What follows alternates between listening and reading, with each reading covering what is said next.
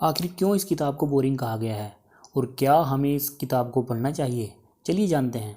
90% लोग इस किताब को पूरा नहीं पढ़ पाएंगे क्योंकि इसमें वैल्यू 8 से 10 पेजेस में दी गई है, जिससे हम बोर होने लगते हैं और किताब को पूरा नहीं पढ़ पाते, जबकि यह एक बेस्ट सेलिंग बुक है। इसका कारण है कि हम अपने बचपन में कहानियाँ सुना करते थे और हमारा दिमाग कहानी में बहुत इंटरेस्ट लेता था। आज भी हमारे साथ यही होता है, कहानी ख़त्म होने पर इंटरेस्ट ख़त्म होने लगता है और जब ऑथर इस बुक के ज़रिए हमसे कम्युनिकेट करने की कोशिश करते हैं तो हमारा ध्यान भटक जाता है, हम बुक में कंसंट्रेट नहीं कर पाते। बहुत से लोगों की यही प्रॉब्लम है कि वे किताब तो खरीद लेते हैं, पूरा नहीं पढ़ पाते। अब इसका सोल्यूशन क्या है? इसका सोल्यूशन है समरी, यानी किताब के कंटेंट का निचोड़। पर समरी एक बहुत छोटा सा हिस्सा होता है। समरी में पूरी किताब के सभी चैप्टर को समराइज़ नहीं किया जा सकता। यही कारण है कि किताबें तो यूट्यूब पर बहुत ऑडियो फॉर्म में है पर उन्हें सुनते बहुत कम लोग हैं। हमारे दिमाग को प्रोक्रास्टिनेट करने की बीमारी होती है, यानी ध्यान भटकने की बीमारी। जब इसका किसी चीज़ से इंटरेस्ट रहता है तब तो यह वहीं रहता है। एग्जाम्पल के तौर पर अगर कोई सलमान खान का फ़ैन है और कहीं किसी न्यूज़ चैनल पर सलमान खान का इंटरव्यू चल रहा होता है तो क्या उसका ध्यान कहीं भटकेगा? जाहिर है वह पूरा इंटरव्यू पूरे ध्यान से सुनेगा। हम किताब को भी तभी तक पढ़ते हैं जब तक हमारा ध्यान और हमारा इंटरेस्ट उसमें बना रहता है। आइए अब इसकी सोल्यूशन की बात करते हैं। अगर किसी किताब में 20 पेज हैं और सभी पेजों को समराइज़ करके छोटे तौर पर आपको दिया जाए और उसमें उस कंटेंट से रिलेटेड इमेजेस को भी ऐड करके आपको दिया जाए तो आपको पूरी किताब की वैल्यू मिल जाएगी। आपको ज़्यादा पढ़ना भी नहीं पड़ेगा और आपका ध्यान भी नहीं भटकेगा। और ऐसा प्रोडक्ट जो डिजिटल फॉर्म में हो, जो हमेशा आपके मोबाइल में आपके साथ रहे, आप ट्रैवलिंग करते हो या फ्री टाइम में कभी भी उसे पढ़ सकें, तो ऐसा प्रोडक्ट आपके लिए ज़्यादा वैल्यूबल होगा। पर ये प्रोडक्ट ऐसा प्रोडक्ट आपको मिलेगा कहाँ? हमने इस प्रोडक्ट और इसके अलावा the secret of millionaire mind, the magic of thinking big, the secret जिसमें लॉ ऑफ अट्रैक्शन को डिफाइन किया गया है, the power of subconscious mind, इन सभी बुक्स की समरी तैयार की है जो चैप्टर वाइज है। यह समरी ई बुक के फॉर्म में आपको मिलेगी। इसमें आप एक ही दिन में एक बुक को ख़त्म कर सकते हैं। इसमें कंटेंट से रिलेटेड इमेजेस को भी शामिल किया गया है। आप इस ई बुक से अपना ध्यान बिल्कुल नहीं हटा पाएंगे क्योंकि इस ई बुक में सिर्फ वैल्यू दी गई है और हमारी गलतियों के बारे में हमें बताया गया है कि अगर आज हम कामयाब नहीं हैं तो हमसे गलती कहाँ होती है और इस गलती को ठीक करने का तरीका क्या है और कैसे किसी ने ऐसी ही गलतियों और आदतों से छुटकारा पाकर कामयाबी को हासिल किया है। और अगर आप भी वही तरीका अपनाओगे तो आप भी कामयाब हो जाओगे। इन किताबों से निकालकर सीधी स्पष्ट सी बातें आपको बताई गई हैं। इस ई बुक की जो प्राइस है वो बहुत ही कम रखा गया है। यह आपको सिर्फ 49 रुपीज़ में मिलेगी और यकीन मानिए जो कंटेंट इस ई बुक में दिया गया है वो इसकी कीमत से कहीं ज़्यादा है। हमने कई बार इन सारी किताबों को एनालाइज करके इन ई बुक्स को तैयार किया है। अगर आप हमारी इन ई बुक्स का ओवरव्यू लेना चाहते हैं तो हमारी वेबसाइट का लिंक आपको डिस्क्रिप्शन में दिया गया है। आप वहां जाकर उस बुक में जो कंटेंट है आप उसको देख सकते हैं और पता लगा सकते हैं किस तरह इन ई बुक्स को बनाया गया है। अगर आप पूरी तरह से सेटिस्फाई हों तभी आप इस ई बुक को खरीदिए। यकीन मानिए यह आपके लिए तो बहुत छोटी पर आपके माइंड के लिए एक बहुत बड़ी इन्वेस्टमेंट होगी। अब इस किताब के मेन पॉइंट्स के बारे में बात कर लेते हैं जिससे आपको पता चल सके कि इस किताब में आखिर बताया क्या गया है। इस किताब के ऑथर हमें बताते हैं कि सफलता की शुरुआत हमारे सोचने से होती है। हर अमीर आदमी अमीर बनने से पहले सोचता है। एडविन सी बार्न्स जो फेमस साइंटिस्ट और बिजनेसमैन थॉमस अल्वा एडिसन के पार्टनर थे, उन्होंने एक सपना देखा था, थॉमस अल्वा एडिसन का पार्टनर बनने का सपना।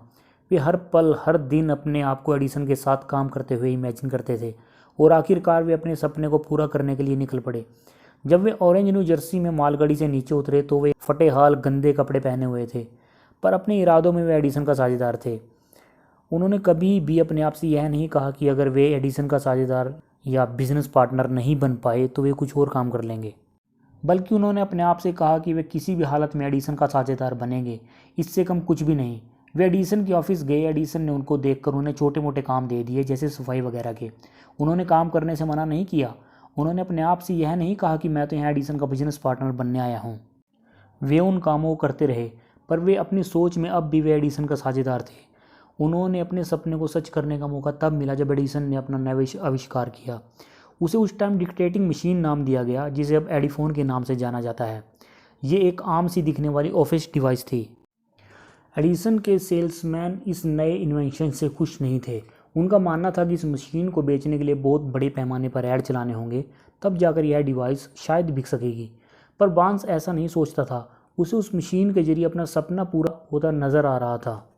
उसने एडिसन से कहा कि वह इस मशीन को बेच सकता है। एडिसन ने बार्न्स का कॉन्फिडेंस देखकर उसे मौका दे दिया। बार्न्स ने बहुत मेहनत की और आखिरकार उसे कामयाबी मिल ही गई। उसने मशीन को इतनी बेहतर तरीके से बेचा कि एडिसन ने बार्न्स को पूरे देश में मशीन बेचने का समझौता कर लिया। आखिरकार बार्न्स ने अपनी इच्छा के दम पर एडिसन का बिजनेस पार्टनर बनने का सपना पूरा कर लिया और अपार दौलत को प्राप्त किया। यह हमारे सोचने के तरीके पर डिपेंड करता है कि हम अपने सपने के बारे में पॉजिटिव अप्रोच रखते हैं या नेगेटिव। जैसी हमारी अप्रोच होती है वैसे ही हमारे हालात होते हैं। किसी भी गोल को हासिल करने की पहली सीढ़ी काम करने की शुरुआत करना होती है।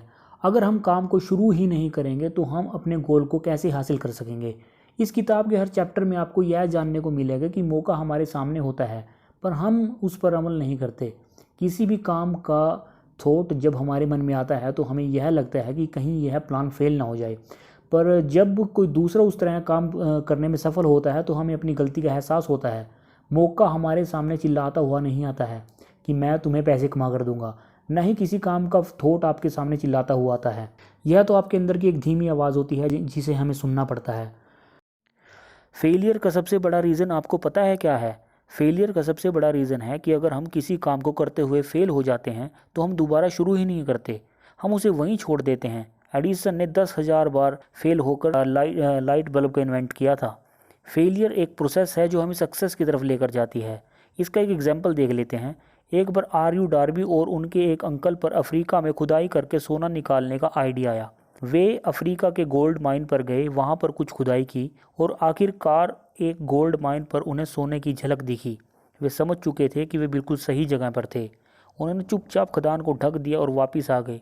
उन्होंने अपनी खोज के बारे में अपने दोस्तों और रिश्तेदारों को बताया और ज़रूरी मशीनों को खरीदने के लिए पैसा इकट्ठा किया और वापस गोल्ड माइंस पर आ गए। उन्होंने खुदाई करना शुरू किया और कुछ ही देर बाद उन्हें सोने की पहली खेप मिली। ऐसी ही अगर कुछ और खेपें मिल जाती तो उनका पूरा कर्जा उतर जाता। वे खुदाई करते रहे और धीरे धीरे सोने की खेपें गायब होने लगी। वे और गहरी खुदाई करते रहे पर कुछ फ़ायदा नहीं हुआ। उन्होंने हार मान ली और उस काम को छोड़ने का फ़ैसला कर लिया। उन्होंने अपनी मशीनी एक कबाड़ी को कुछ $100 में बेच दी।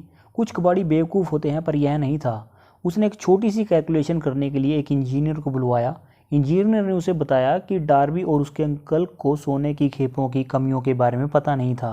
वे गलत दिशा में खुदाई कर रहे थे। असल में सोना वहाँ से सिर्फ 3 फुट दूर था जहाँ उन्होंने खुदाई छोड़ दी थी और वह वहीं मिला। उस कबाड़ी ने उस सोने को निकालकर करोड़ों डॉलर कमाए। यह स्टोरी आपको बताती है कि अगर आपसे किसी काम में गलती हो जाती है तो हमें उस गलती को सुधारना चाहिए, ना कि काम ही छोड़ देना चाहिए।